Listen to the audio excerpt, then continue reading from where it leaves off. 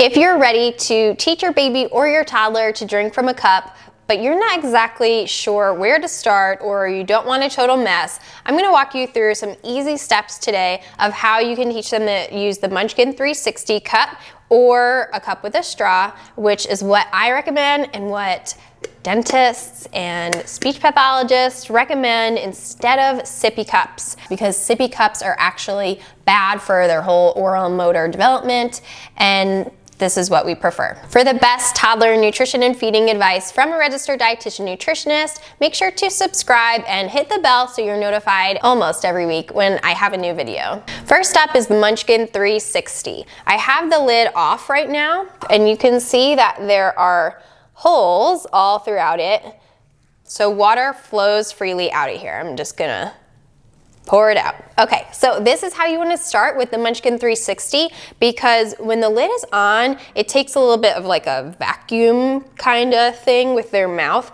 to get the water out of it, and it can be hard to figure that out. So if we start with the lid off, they at least know that water is going to come out of here. Once you've done that, then you will use the lid, but you first want to pour a little bit of water on the top so that there's a little bit of water in there. You put it on. But now when they go to drink from it, they'll get water right away because it's on the top. Then they'll understand what they need to do.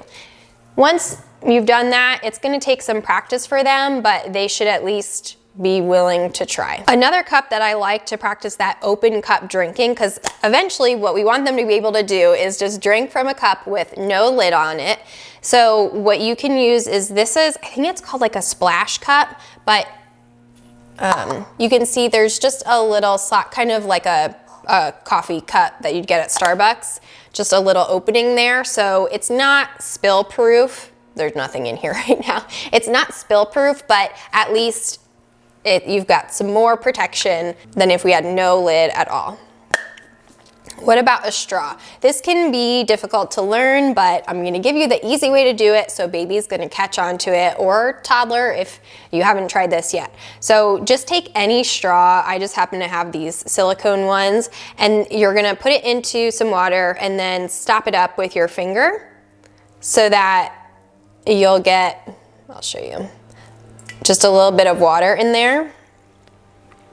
And that way, you're going to put it into baby's mouth and let go so that they put it in their mouth and then can get some water out. Then, once you feel like they've practiced that a lot, you can use either a plastic straw or a paper straw, whatever you have, to cut in half so that it's shorter. That makes it easier for them to drink. So they're going to be able to practice without getting frustrated or tired or whatever. The water gets to them much quicker, or milk, whatever you have in the cup, it's going to get to them much quicker when it's only half the size. These are Elk & Friends brand cups. I really like these, and they have both stainless steel and glass. You can get sleeves on either one of them, and with the sleeve, you can drop it without a problem. So if you're worried about glass and your little one, these do drop. I'll drop it on the floor, on the wooden floor right now so you can see.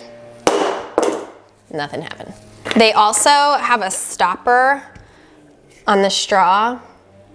Can you see that? So that if you have a little one who you think is going to be flinging the straw out, this is great. These are also really great cups for smoothies.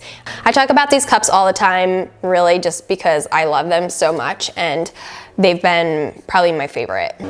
That's it. Those are the quick and easy steps that you can start right now to help your little one as young, really as around 6 months. When you're starting solids, you can have them start practicing from a cup. They don't need to drink much water, and they don't need any milk because they're drinking breast milk or formula. But at that age, it's really just about the practice and exposure, so that once they hit 1 and you think about dropping bottles or weaning off of breastfeeding, then they're ready to go.